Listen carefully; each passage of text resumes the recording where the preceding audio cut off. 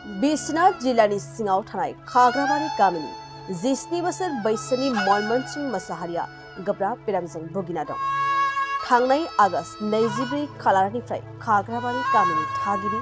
बिफा समर मोसाहारिनि आंगो फिसाज्ला मनमनस मोसाहारिया ब्रेननि मोनसे बेरामजों भुगिना दं।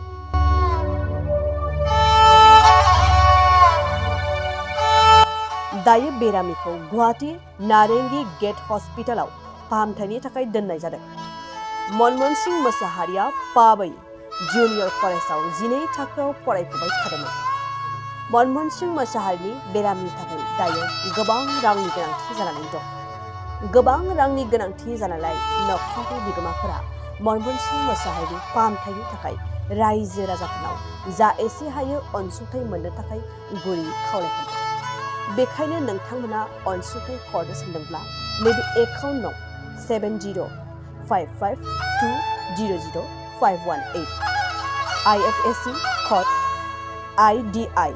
B000 B196 आव दैथायहरनो हागोन आरो लोगोसे आबुं बाथ्राखौ मिन्थिनो थाखाय नैबे कल रेकर्डिंखौ नोंथांमोना खोनासंनो हागोन। आङो बयबो नायगिरि बा सापर्टगिरि रायजो राजानिसिम आं बेखौनो खावलायनो सानदों, जाहाथे खुलुमबाय। आंनि मुङा मुस्रि समर मोसाहारि, डिस्ट्रिक्ट आरो गामिया जाबाय खैलाजुलि खाग्राबारि, ओमफ्राय पस्ट अफिसा जाबाय फाबय, ओमफ्राय पुलिस थानाया जाहैबाय बिश्वनाथ सारियालि। दा बेनो आंनि गथ'आ थांनाय 24 तारिख बिस्थिबार हराव माने बेबायदिनो हरखाबै माने साराय 11टासो हराव बोख्रब बोसि बेबायदि जादोंमोन आंनि फिसालाया। बोख्रब बोसि जानायाव ओमफ्राय मा जाखो मा माखो होननानै नायनानै बेबायदिनो नानानै होबाय, बोनानै होलाबायबाय। ओमफ्राय बेजों लोगोसे उनाव बेबायदिनो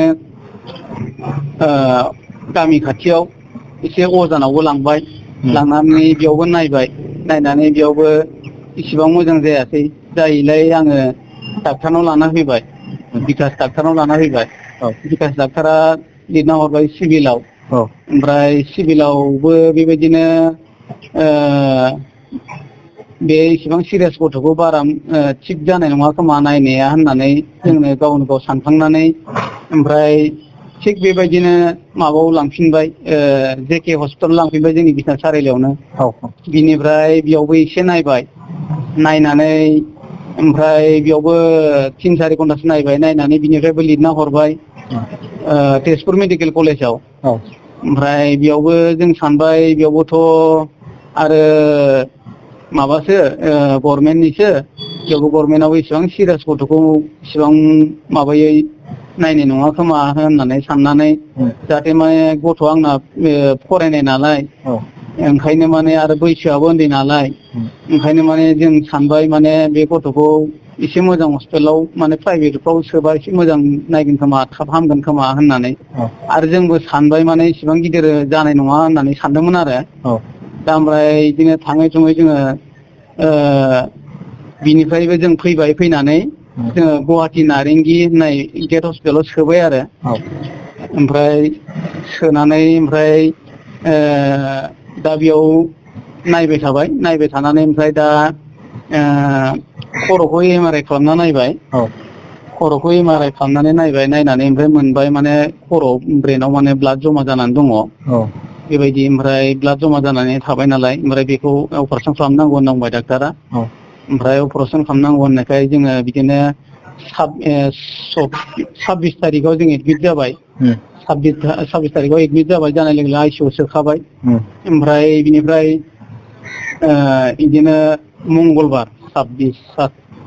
29 तारिख ना मा जायोमोन खोमा मंगलबाराव। बिदिनो मंगलबाराव बिदिनो माने अपारेसन खालामबाय आरो। मंगलबार खालिनो माने MRI खालामनानै मोनबाय ब्रेनाव माने ब्लाड जमा जादों होननानै। दा बेखौ ओमफ्राय बिदिनो मोना हरनि 7:30 अपारेसन खालामबाय आरो। अपारेसन खालामनानै ओमफ्राय अपारेसना माने मोजां साक्सेसफुल जादों होनना बुंदों आरो डक्टरा, सार्जारि सारा। ओमफ्राय बिदिनो थाबाय थानानै बेबायदिनो ओमफ्राय आइसिइउ थानानै जायखिया माने 17 दिननि उनाव मैया जों 17 दिन जादों। मैया 4टा बाजियाव माने बेखौ आइसिइउनिफ्राय दिहुननानै दा एसि रुमाव दोनदों आरो ओमफ्राय मैयासिम जायखिया बिला जोङो एसे एनै बुथुमनानै जोङो न'निफ्राय एसे लाबोदोंमोन आरो फैसा रां ओमफ्राय बिदिनो लाबोनानै जोङो एसे फैसाखौ जमा होबाय आरो होनाया जमा होबाय एसे ओरैनोथ' 1,80,85,सो होबाय आरो ओमफ्राय दा बिदिनो मैयासिम दा डक्टरा बुंनाय बायदि डक्टर माने मेनेजार बायदेव माने हिनजाव मानसि आरो मेनेजारा बुंनाय बायदिबा मैयासिमाव माने 6,21,000 जाना दङ आरो दा बेलेन्सा आरो बेबायदि जाना दङ आरो दा ओमफ्राय बिनि गेजेराव आरो नैबेयाव आरो एसिआव दोनदों एसिआव दोननांगौ होनना बुंदों नङाबा लोमजाखांबाय थागोन होनना बुंदों नालाय ओंखायनो एसिआव दोनदों एसिआव दोननायाव दा माने बेयाव 3,300 खरै होनना बुंदों आरो ओमफ्राय दा आं बेखौनो सानदों आंहाथ' न'आ बिराद माने माबा नालाय थाखा फैसानि रां रुफानि बिराद माने आंखाल जोबोद माने दुखिया न'खर आरो आंहा ओमफ्राय आरो रावबो बेबायदि माबाग्रा गैया खामायग्रा गैया आंनो आरो जि एसे खामायो आंनो आरो हायाबो बेबायदि आंहा गायग्रा दब्लायसेबो गैया दङ दंनाया ओरैनो माने हा बोरि दङ आरो हा बोरि आंना जेनेबा हमना ला 7-8 बिगासो दङ आरो बेबायदि आरो 7-8 बिगासो दङ हा बोरि बेनो आरो ओमफ्राय आरो जेबो गैया आरो आंहा उफायानो जेबो गैखाया माने ओंखायनो आङो बे बड'लेण्ड रादाबनि गेजेरजों जाहाथे माने जोंनि बर' हारिया अननानै जाहाथे आंखौ अननानै जेनेबा एसे मदद खालामलायो गावनि बर'निनो हारि गावनिनो जाथि होननानै अनलायनानै जाहाथे बे गथ'नि बे माबाखौ फरायफुबाय थानाय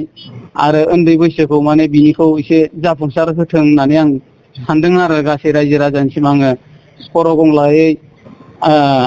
गुरैयै आर'ज गाबनानै आङो माने जि एसे हायो अनलायलायनानै आंनो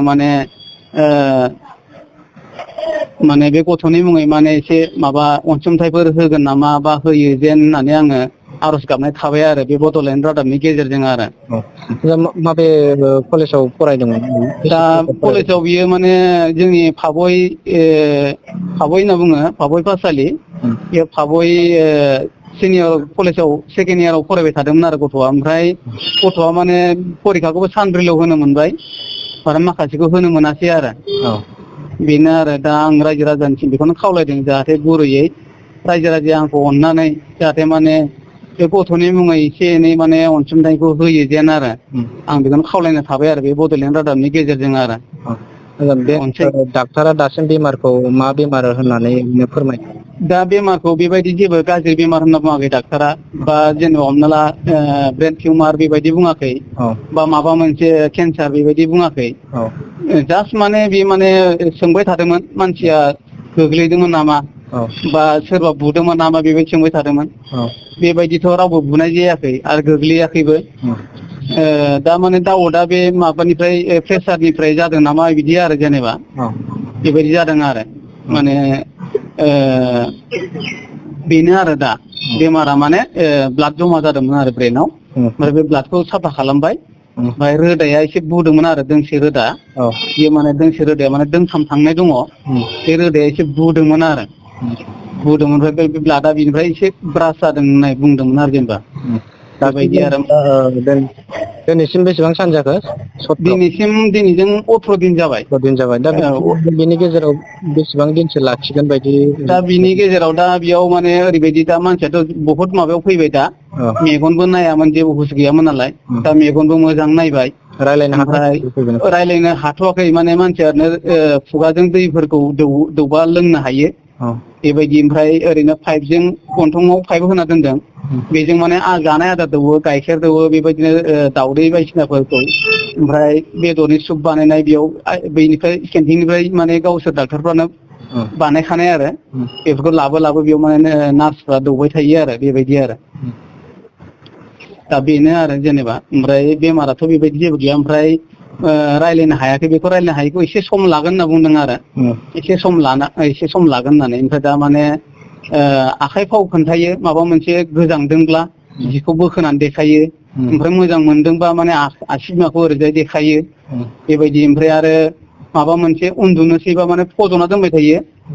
2 घन्टा 1.5 घन्टा बिदि फज'यो ओमफ्राय बांद्राय एसे बोरैबा मोनबाथाय माने गोबाव जाबाथाय उन्दुनो बेबायदि बिसिनाखौ देखायबाय थायो